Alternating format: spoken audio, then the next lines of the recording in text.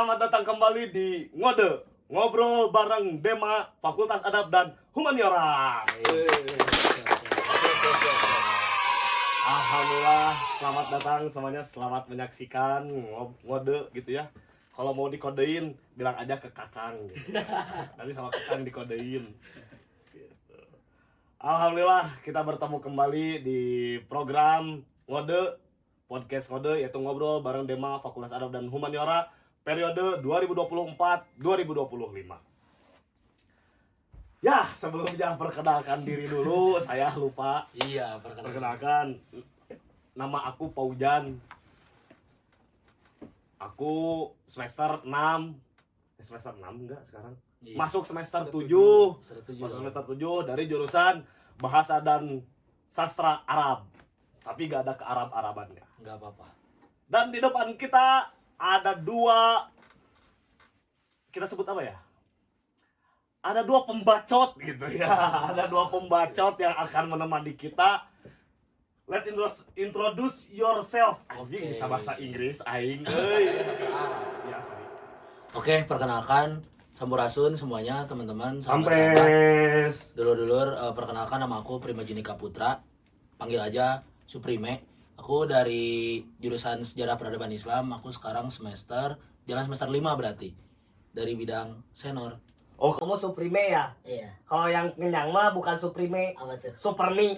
lanjut.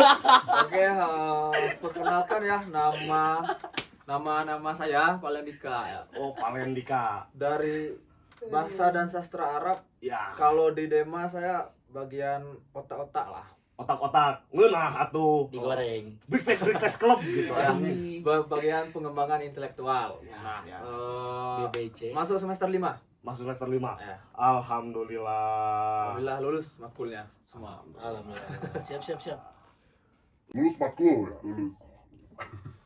Ya, kita sekarang ada di acara kedua ya, acara kedua dalam mode ini.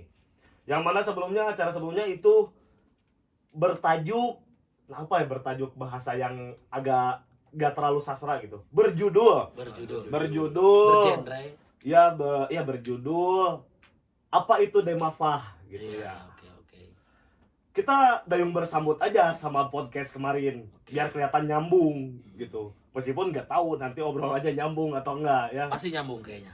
Dengan membawa visi ketua Dema kita Tum Aceng ya kemarin, terbentuknya mahasiswa adab dan humaniora yang responsif aktif terhadap arus kebudayaan. Iya, benar. Yang kita tidak mungkin bisa menafikan kita hidup tanpa budaya. Benar. Juga di wilayah pendidikan ini gitu ya. Yang mana di wilayah pendidikan kita selalu bertemu dengan yang namanya budaya. Iya. Dan juga bertemu dengan pendidikan. Namanya juga wilayah pendidikan. Tapi belakangan ini gitu, budaya-budaya yang hadir terhadap iklim pendidikan kita dirasa semakin wow gitu. Iya, benar. Wow di sini teh aneh gitu. Anjir sebenarnya mah rada jelimet gitu. Yang mana budaya itu pasti membawa nilai dan kepercayaan yang akhirnya nanti tertuang pada visi dan misi lembaga pendidikan tersebut. Benar. Tapi sekarang kita masih bingung bagaimana budaya yang hadir di lingkungan adab dan humaniora. Menurut teman-teman gimana nih budaya yang hadir di lingkungan Fakultas Adab dan Humaniora? Supermi? Salah, Oke. Suprime, sorry. Oke, siap. Aduh, kenyang dong jadinya. Jadi lapar. Lapar. Oke, izin menjawab ya atau izin merespon gitu teman-teman, sahabat-sahabat. Tapi sebelumnya ini kita nggak ada.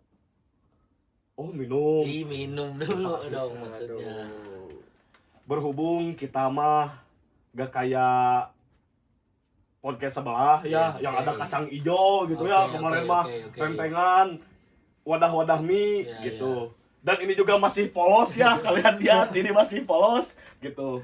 Maka barangkali ada yang mau mensupport gitu ya, mangga calling aja ke ini, pokoknya nanti ada di bawah sini ya, pokoknya ada di bawah sini. Oke. Kalau di sana mah Yanti, kita juga mau eleh gedeg kata orang Sunda mah. Lele gedeg. Ini mah rada buah-buahan. Kenapa tuh? coba? Kenapa, Soalnya kenapa? tutti frutti. Tutti. Kan pesen dulu. Iya, panggil dulu biar Baru kamu panggil tahu dulu, tutti itu oke. yang mana. Oke, siap. Nah, ada kan? Ada, kan? ada. Apa aja? Kamu mau apa? Kayaknya STMJ deh. STMJ. Yoi. Sudah, sorry. Silakan kamu mau apa? Aku pengennya Indo Cafe. Indo Cafe. STMJ 1, Indo Cafe 1, gorengan sama kopi hitam ya. Segera ya. Tuti, please ini mah yang cepet ya. Haus soalnya gitu. Gimana? Oke, tadi izin meresponnya. Ya. Coba boleh diulang lagi nggak, Pak Ojan? Bagaimana akhirnya pengaruh budaya bagaimana pengaruh budaya di Fakultas Adat dan Humaniora gitu. Oke, izin menjawab ya teman-teman, dulur-dulur, sahabat-sahabat semua.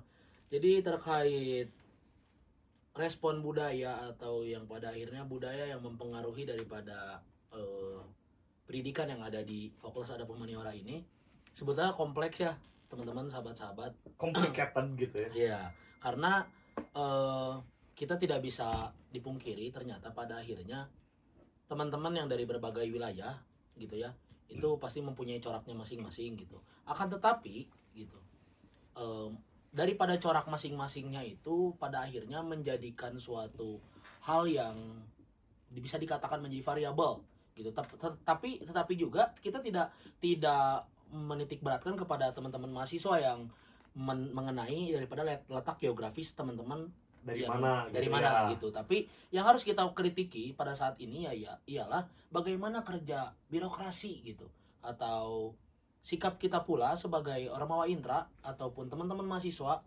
menyikapi terkait budaya-budaya yang hadir ke Fakultas Adat Humaniora ini.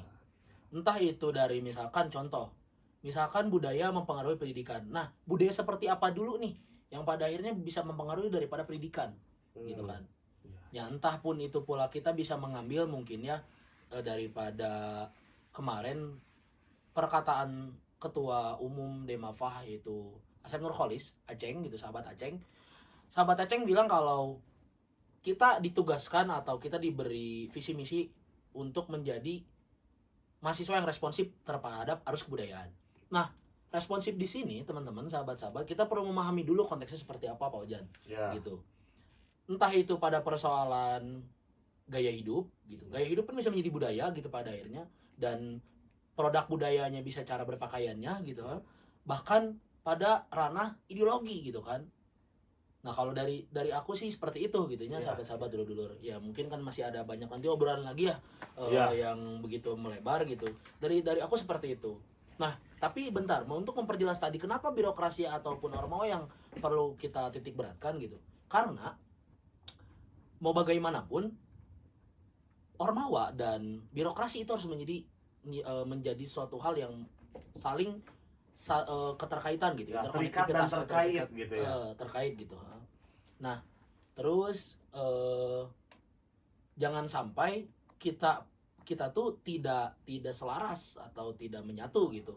Ya kita menggunakan daripada esensi saawinan sabilulungan, esensi daripada tiap jurusan ada sadulur, ada ngahiji, ada sajiwa, ada selaras. Nah, kan dari 4 jurusan ini IPI, Sastra Arab, Sastra Inggris, dan SPI gitu. Mungkin itu dulu sih dicukupkan dulu dari aku, mungkin dari sahabat Palen atau dari merespon kembali. Dengan kopi. Punten kopi, pengen ngomong nih, rada haus soalnya. Gitu. Merespon kembali ya. Perihal budaya dan pendidikan. Budaya dan pendidikan itu tidak terlepas dari yang namanya hierarki. Karena kita berada di wilayah timur. Yang mana orang-orang timur, oh iya, kopi Tuti makasih. Oh, ini jadi kopi naon ya. Tuti? Oh, kopi hitam. Ini SDMJ, STMJ. Ini Indo Cafe. Indo Cafe. Nah, Diminum ya. Ya, ininya dipakai. Oh, gitu Kenapa ya? harus dipakai? Kenapa tuh? Biar gak dolim. Oh, Nah, kan itu tujuannya siap. kayak gini. Nah, Siap. Bismillahirrahmanirrahim. Bener, ente ke Arab-Araban banget ya. Pokoknya mah mantap. Aduh. Ya, dilanjut kembali perihal budaya dan pendidikan, yang mana di wilayah timur itu pasti ada hierarkis. Ya, Kalau kata agama kita ada konsep barokah, ya, ya. yang mana akhirnya mahasiswa itu selalu mengiyakan saja keotoriteran dari dosen-dosen atau birokrasi-birokrasi Iya, iya. terkait. Sepakat. Bagaimana menurut Anda dengan budaya seperti itu? Menurut saya, tunggu dulu ya. Ya. Anjir sih, iya bener. Hebat amat. Nah, nanti kameranya ada api gitu ya. Gitu. Ulang biar ada api. Ya, ya. Ada api ya. Gitu. Harus ada apinya. Ya, budaya yang hierarki ya. Ya, hierarki. Izin menanggapi mungkin. Menurut saya gitu. Kita kembali dulu ke konsep dasar tentang budaya. Budaya itu apa? Apa itu budaya? Ya. Apa itu sih kebudayaan? Apa sih gitu Apa ya? sih? Ya. Hebat amat. Saya sedikit teoritis ya karena saya anak. Nah, sedikit teoritis ya. Pintar ngejilat si bapaknya. Apa sih kebudayaan? Nah, kebudayaan menurut Bapak Kuncoro Raningrat. Nah, pokoknya itulah pokoknya. Kuncoro Ningrat. Nah, Kuncoro Ningrat. Bukan Kuncara Ringrat, Kuncoro Ningrat. Kan saya orang Indonesia, Kuncara Ningrat. Kan Saya ada. tulisannya. Ya, lanjut Ya, aja. itulah Kita intinya perlu pokoknya. berdebat kalian. Harus dibenerin, Iya, Pak. betul. Ya, kebudayaan itu adalah hasil cipta rasa, kerja dan cipta Pasar. rasa. Terus apa lagi? Rasa. Cipta rasa, kersa dan karya. Karya. Nah, itu merupakan hasil dari kerja, hasil dari manusia itu sendiri gitu. Hasil dari rasanya, terus dari kerjanya, kemudian menghasilkan juga karya gitu. Ya. Nah, pada intinya kita ambil garis besarnya bahwa kebudayaan ini merupakan kesepakatan bersama kan Iya, gitu. benar. Kesepakatan bersama, baik itu gerak-gerik, pikir dan lain sebagainya gitu. Nah, Konstruk sosial Nah, juga. konstruk sosial juga di sana. Pokoknya mulai dari ujung rambut sampai ujung kaki itu Pundak, lutut, kaki, Nah. lutut, kaki gitu. itu Bapak pokoknya jago banget nge-gimmick. Ya. dihasilkan oleh kebudayaan gitu. Bagaimana contohnya kita di Fakultas Adat dan Humaniora gitu. Dalam modeling atau stylist mahasiswanya bagaimana dan lain sebagainya. Nah, kembali kita udah tahu tadi hasil kesepakatan bersama gitu.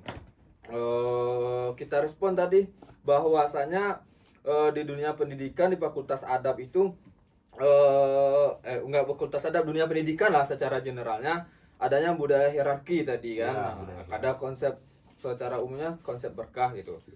Menurut saya tidak setuju dengan hal demikian. Atas konsep-konsep berkah. Konsep-konsep berkah gitu. Saya nggak setuju karena apa?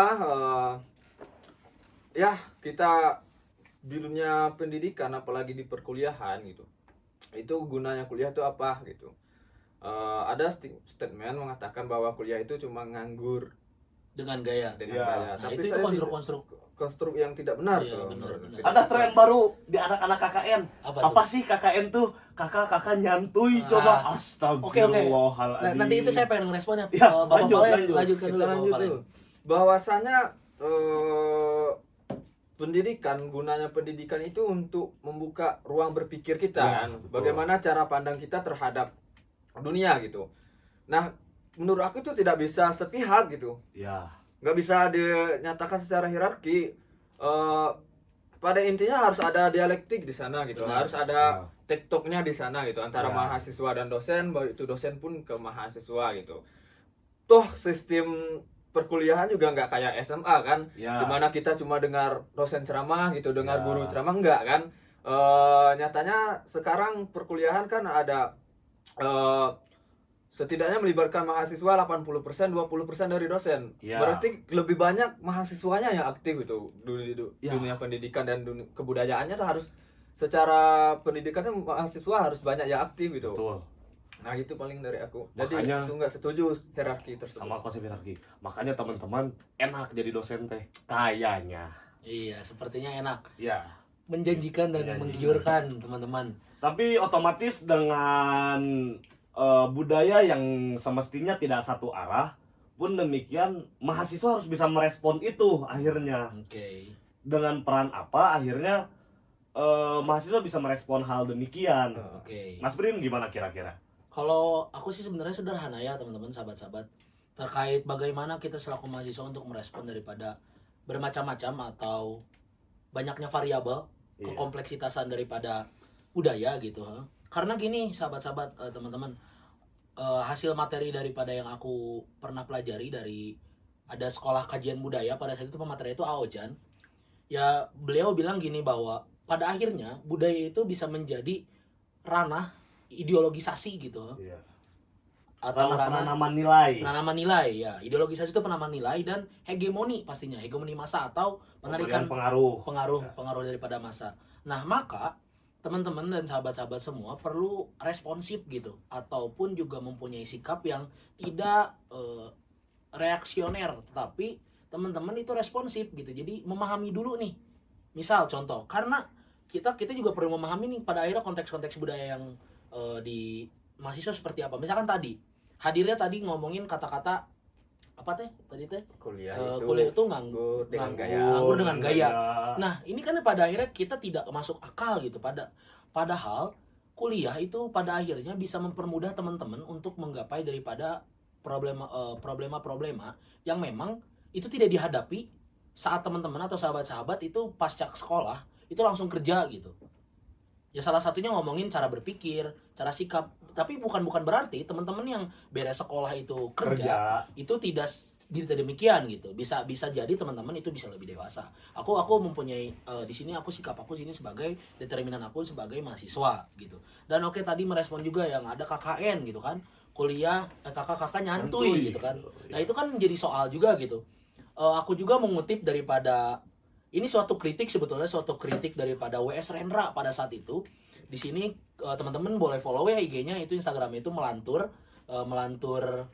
nama IG-nya itu melantur.ig gitu. Nah, di situ isinya itu bermacam-macam puisi-puisi ataupun apa sih namanya bermacam-macam puisi dan sajak-sajak gitulah.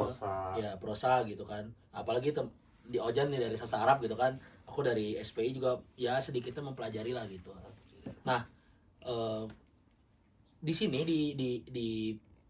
aku sedikit boleh bacain ya, boleh bacain puisi dari WS Rendra yang berjudul Sajak Pertemuan Mahasiswa. Matahari terbit pagi ini, mencium bau kencing orok di kaki langit, melihat kali coklat menjalar ke lautan dan mendengar dengung lebah di dalam hutan. Lalu kini ia dua panggilan tingginya dan ia menjadi saksi kita berkumpul di sini memeriksa keadaan. Kita bertanya, kenapa maksud baik tidak selalu berguna? Kenapa maksud baik dan maksud baik bisa berlaga? Orang berkata, kami ada maksud baik, dan kita bertanya, maksud baik untuk apa? Ya, ada yang jaya, ada yang terhina, ada yang bersenjata, ada yang terluka, ada yang duduk, ada yang diduduki, ada yang berlimpah, ada yang berkuras. Dan kita di sini bertanya, maksud baik saudara untuk siapa? Saudara berdiri di pihak yang mana? Nah, kita bisa mengambil pelajaran daripada puisi WS Rendra ini gitu. Nah, ini daripada salah satu bentuk sikap kita, respon kita gitu ya. Sebetulnya kita tuh KKN mungkin lagi musim-musim KKN ya. Lagi musim-musim. Itu harus dicerna gitu ya. Kita teh harus KKN. Sebenarnya KKN itu buat apa gitu.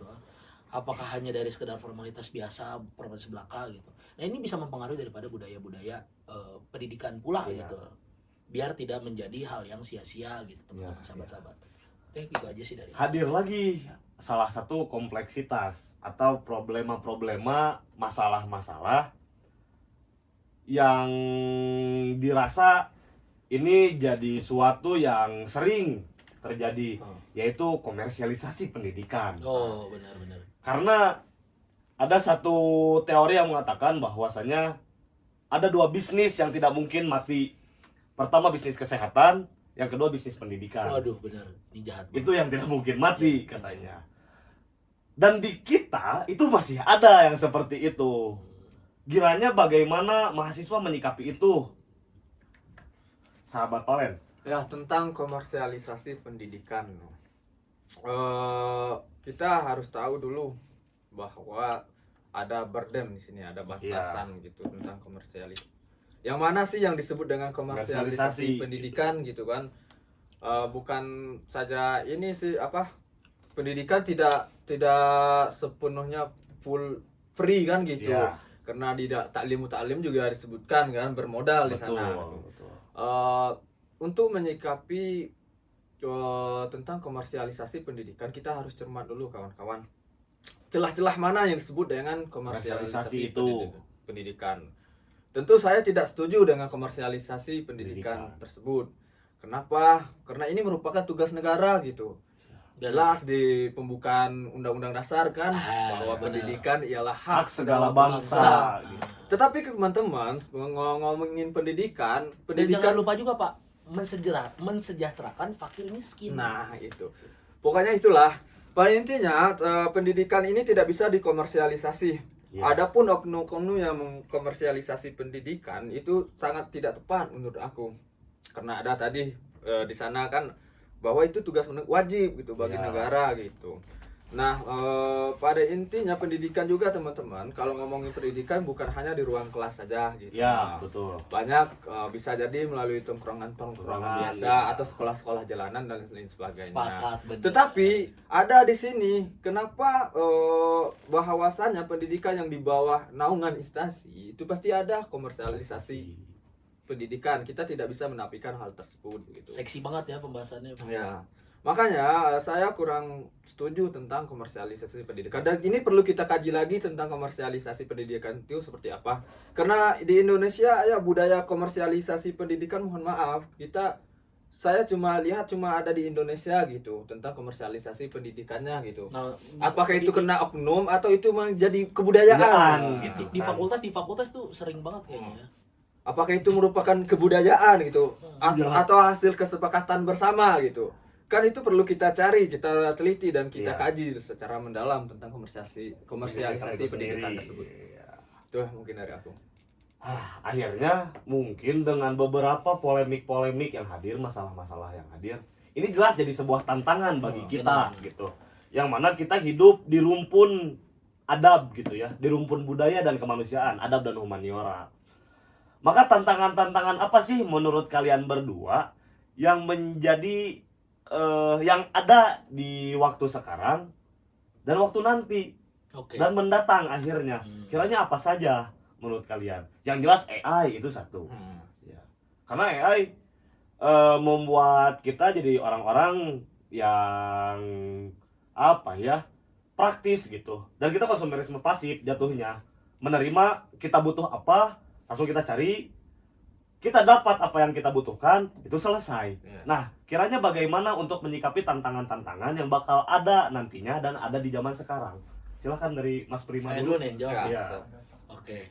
Saya sepakat banget ya dari sahabat Valen gitu, yang benar-benar dengan jelas mengejawantahkan daripada hal yang terjadi gitu, tentang ngobrolin budaya pendidikan gitu. Padahal kan budaya di sini kan konstruk sosial gitu. Nah, cuman yang bakal jadi pertanyaan oleh kita, konstruk sosial yang seperti itu siapa yang menyepakati gitu.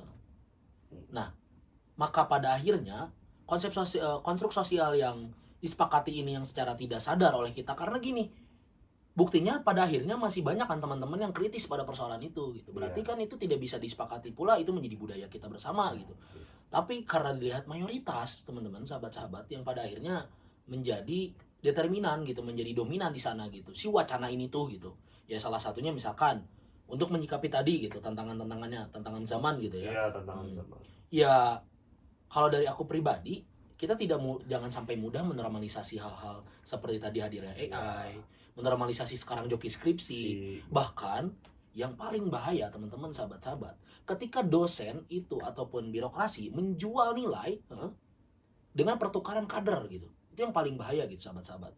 Itu menjadi suatu aib sebetulnya yang tidak boleh kita normalisasikan gitu, karena itu yang sering banget terjadi di kampus-kampus, begitupun di UIN gitu.